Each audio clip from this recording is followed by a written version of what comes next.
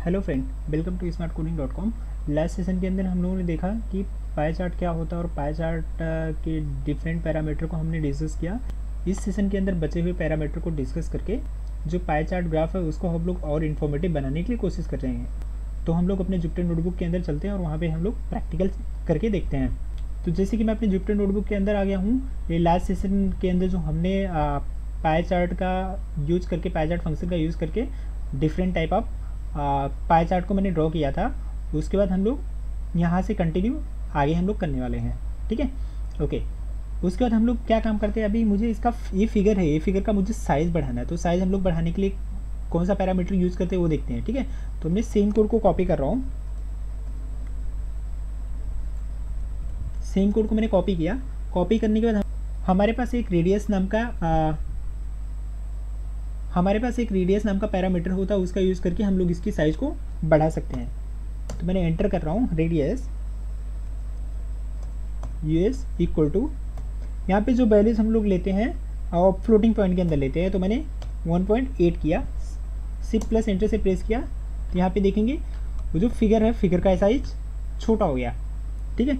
अभी हम लोग इसको और बढ़ाते हैं, 1.9 लिया, शिफ्ट प्लस एंटर से प्रेस किया तो थोड़ा बड़ा हो गया, ठीक है।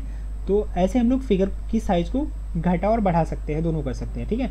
अगर मुझे ये जो टेक्स्ट है, ये टेक्स्ट की मुझे साइज़ बड़ा करना है, ठीक है। टेक्स्ट की साइज़ बड़ा करना है तो वो हम लोग कैसे करते हैं वो देखते हैं। तो हमारे पास टेक्स्ट प्रॉप्ट करके एक पैरामीटर होता है, उसका यूज़ करके हम लोग ये जो टेक्स्ट है ना, लेबल की टेक्स्ट की जो साइज़ है उसको हम लोग बढ़ा और घटा दोनों सकते हैं, ठीक है। मतलब छोटा और बड़ा दोनों कर सकते हैं। ओके, टेक्स्ट प्रॉप्ट्स जो रहता है वो डिक्शनरी फॉर्मेट के अंदर हम लोग उसके अंदर वैल्यूज पास करते हैं। तो टेक्स्ट, पहले हम लोग क्या काम करते हैं, सेम कोड को कॉपी कर लेते हैं यहाँ से। सेम कोड को मैंने कॉपी किया, इसके बाद जस्ट एंटर लेते हैं, TEXT TROPS, ठीक है। तो यहाँ पे हम लोग डिक्शनरी फॉर्मेट के अंदर वैल्यूज देते हैं। अगर मुझे इसकी साइज बड़ा करना है तो हम लोग यहाँ पे लिखते हैं फॉन्ट साइज, और यहाँ पे कितना साइज चाहिए वहाँ पे हम लोग ये डिफाइन करते हैं, वो इंटीजर वैल्यूज के अंदर लेता है, ठीक है। उसके बाद हम लोग क्या काम करते हैं, इसको हम लोग ये जो हमारा पाई फंक्शन है इसके अंदर पास कर देते हैं, ठीक है। Equal to shift plus enter से मैं प्रेस कर रहा हूँ तो देखेंगे ना इसकी साइज़ बड़ी हो गई। यहाँ पे और ज़्यादा हम लोग वैल्यूज़ को बढ़ाएंगे तो और बड़ा हो जाएगा। यहाँ पे 20 में कर दे रहा हूँ, शिफ्ट प्लस एंटर से प्रेस कर रहा हूँ, देखेंगे यहाँ पे सब पूरे टेक्स्ट बड़े हो गए, ठीक है। इसको मैं यहाँ पे 15 ही करता हूँ।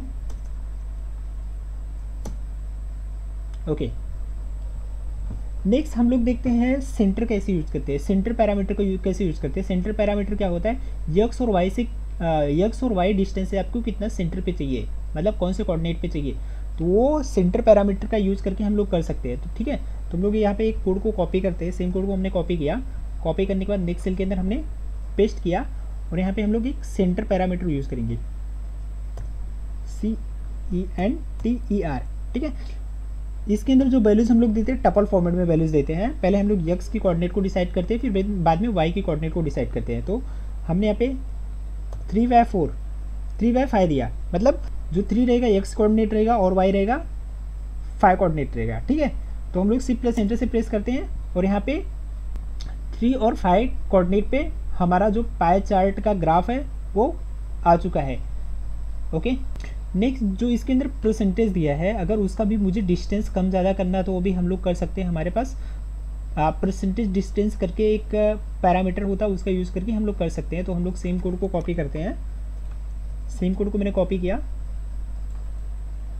कॉपी करने के बाद यहाँ पे पेस्ट किया। उसके बाद हमारे पास कौन सा पैरामीटर होता है, PCT डिस्टेंस, PCTDISTANCT। इसके अंदर हम लोग फ्लोट में देते हैं 0.7 दिया और शिफ्ट प्लस एंटर प्रेस किया। देखेंगे यहाँ पे परसेंटेज थोड़ा दूर पे हो गया, ठीक है। यहाँ पे परसेंटेज थोड़ा दूर पे हो गया, ठीक है। इसकी वैल्यूज आप जितना बढ़ाएंगे उतना ही ज़्यादा आपका जो परसेंटेज रहेगा वो दूर होता जाएगा। नेक्स्ट हम लोग देखते हैं, अगर ये लेवल है, लेवल को भी मुझे डिस्टेंस, लेवल की जो डिस्टेंस है कम ज़्यादा करनी है, मतलब जो हिंदी, इंग्लिश, साइंस और मैथमेटिक्स लिखा हुआ है उसका भी डिस्टेंस मुझे कम ज़्यादा करना है तो भी हम लोग कर सकते हैं। हमारे पास एक लेवल डिस्टेंस करके पैरामीटर होता है, उसका यूज़ करके हम लोग कर सकते हैं।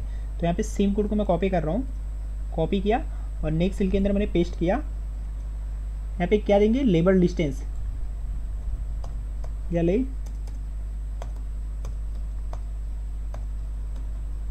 लेबल डिस्टेंस दिया, ठीक है। उसके अंदर हम लोग वैल्यूज पास करते हैं, 0.9 मैंने पास कर दिया। उसके बाद शिफ्ट प्लस एंटर से एग्जीक्यूट किया। यहाँ पे हमको एक एरर मिला है, वो एरर कौन सा है, इनवैलिड सिंटेक्स का है। यहाँ पे मैंने कॉमा नहीं लगाया है, शिफ्ट प्लस एंटर से कोड को एग्जीक्यूट किया, ठीक है। अभी देखो ये ग्राफ बहुत मतलब ऐसे हो गया। तो यहाँ पे हम लोग क्या काम करेंगे, इसकी जो साइज है, लेवल डिस्टेंस की साइज है, छोटा बड़ा करके हम लोग अच्छे से ग्राफ को प्लॉट कर सकते हैं, फॉर्मेटिंग कर सकते हैं, ठीक है। नेक्स्ट हमारे पास एक बेस प्रॉपर्टी होता है। बेस प्रॉपर्टी का यूज़ करके हम लोग इसकी एज कलर को चेंज कर सकते हैं, इसकी बिट को चेंज कर सकते हैं, ठीक है। इसकी लाइन बिट को भी चेंज कर सकते हैं। तो वो हम लोग कैसे करते हैं वो देखते हैं, ठीक है। तो हमने क्या करते हैं, सेम कोड को हमने कॉपी करते हैं। सेम कोड को मैंने कॉपी किया, कॉपी करने के बाद यहाँ पे पेस्ट किया। जो बेस प्रॉपर्टी होता है वो डिक्शनरी फॉर्मेट के अंदर वैल्यूज लेता है। तो हम लोग यहाँ पे एक डिक्शनरी बनाते हैं, इक्वल टू, पहले हम लोग इसकी लाइन विड्थ सेट करते हैं, ठीक है। लाइन विड्थ इसके अंदर वैल्यूज देते हैं हमने 0.7 वैल्यूज दे दिया। नेक्स्ट हम लोग उसकी बिट को सेट करते हैं, ठीक है। बिट को हमने सेट किया, बिट को भी हमने 0.4 दे दिया। उसके बाद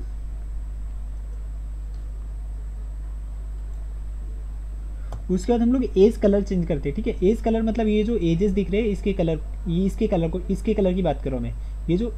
ये जो एजेस दिख रहे हैं इसके कलर की बात कर रहा हूँ, ठीक है। तो हम लोग यहाँ से एज कलर को भी चेंज कर सकते हैं। तो EDGECOLOR, ठीक है। एज कलर के अंदर मैं ये चाहता हूँ कि ब्लैक कलर हो जाए, ठीक है। और हमको यहाँ पे जो बेस प्रॉपर्टी है इसको हमको इसके अंदर पास करना पड़ेगा, मतलब जो हमारा पाई फंक्शन है इसके अंदर पास करना पड़ेगा। कॉमा लगाया, इक्वल टू किया, शिफ्ट प्लस एंटर प्रेस किया, तो देखेंगे आपका इस टाइप का ग्राफ बन गया, ठीक है। इसके अंदर बिट और हाइट आप प्रॉपर कर सकते हो। जितना बिट और हाइट बढ़ाते जाओगे तो उसी टाइप का आपको ग्राफ मिलता जाएगा, ठीक है। और एक हमारे पास पैरामीटर होता है स्टार्ट एंगल। उसका यूज़ करके हम लोग ये दिखा सकते हैं कि हमको क्लॉकवाइज डायरेक्शन के अंदर कौन से एंगल से शो करना है, सब्जेक्ट से मार्क्स को स्टार्टिंग में कौन से एंगल से शो करना है, वो हम लोग यहाँ पे करते हैं। वो कैसे करते वो हम लोग यहाँ पे देखते हैं। तो सेम कोड को मैं कॉपी कर रहा हूँ, शिफ्ट प्लस एंटर किया और यहाँ पे कॉमा लगाते हैं। यहाँ पे लिखते हैं स्टार्ट एंगल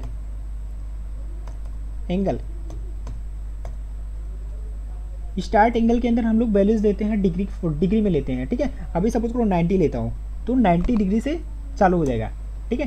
ये देखो हमारा 90 डिग्री से ये जो चालू हुआ है, हिंदी का जो सब्जेक्ट है 90 डिग्री से चालू हुआ है, ठीक है। अभी हम लोग यहाँ पे क्या करते हैं, 120 से करते हैं।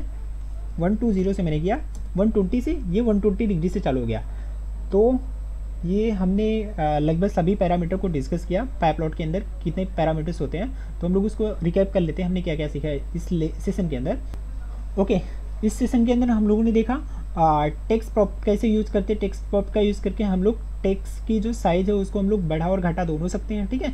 इस कोड के अंदर हमने देखा कि हमको अगर सेंटर यूज़ करना है तो सेंटर कैसे यूज़ करते हैं। सेंटर का जो वैल्यूज देते हैं हम लोग टपल फॉर्मेट में देते हैं, एक्स और वाई कोऑर्डिनेट 2 कोऑर्डिनेट होते हैं, ठीक है। इस सेशन के अंदर हमने देखा जो परसेंटेज है, परसेंटेज की डिस्टेंस को कम ज़्यादा कैसे कर सकते हैं। जो ऑटो परसेंट है उसकी डिस्टेंस को कम ज़्यादा कैसे करते हैं वो देखते हैं। हमारे पास PCT डिस्टेंस नाम का एक पैरामीटर होता है, उसका यूज़ करके हम लोग करते हैं। इस सेशन के अंदर हमने देखा जो लेवल डिस्टेंस है, लेवल डिस्टेंस को हम लोग कम ज़्यादा कैसे करते हैं वो देखा। इस कोड के अंदर हमने देखा कि बेस प्रॉपर्टी कैसे यूज़ करते हैं। बेस प्रॉपर्टी हमेशा डिक्शनरी फॉर्मेट के अंदर वैल्यू देती है। तो मैंने लाइन विड्थ को सेट किया, उसके बाद विड्थ को इसकी सेट किया, फिर बाद में एज कलर को सेट किया, मतलब इसका कलर जो एज है एज का कलर ब्लैक हो जाए। इस कोड को एग्जीक्यूट करने के बाद हमको इस टाइप का आउटपुट मिला। नेक्स्ट हमने ये सीखा कि स्टार्ट एंगल मतलब हमको कहाँ से जो पाई चार्ट है उसकी स्टार्टिंग कौन से एंगल से चालू होनी चाहिए। तो यहाँ पे हमारे पास स्टार्ट एंगल करके पैरामीटर होता है, उसका यूज़ करके हमने ये टाइप का ग्राफ प्लॉट किया, और हमने जो एंगल यहाँ पे जो स्टार्ट एंगल की वैल्यूज़ होती है एंगल फॉर्मेट में वैल्यूज़ रहती है। Thank you for watching. अगर आपको कोई डाउट है तो आप मुझे कमेंट सेक्शन में कमेंट करके पूछ सकते हैं। अगर आपको सोर्स फाइल चाहिए तो वो भी आप मुझे कमेंट सेक्शन में कमेंट करके बता सकते हैं, आपको हम लोग सोर्स फाइल शेयर कर देंगे।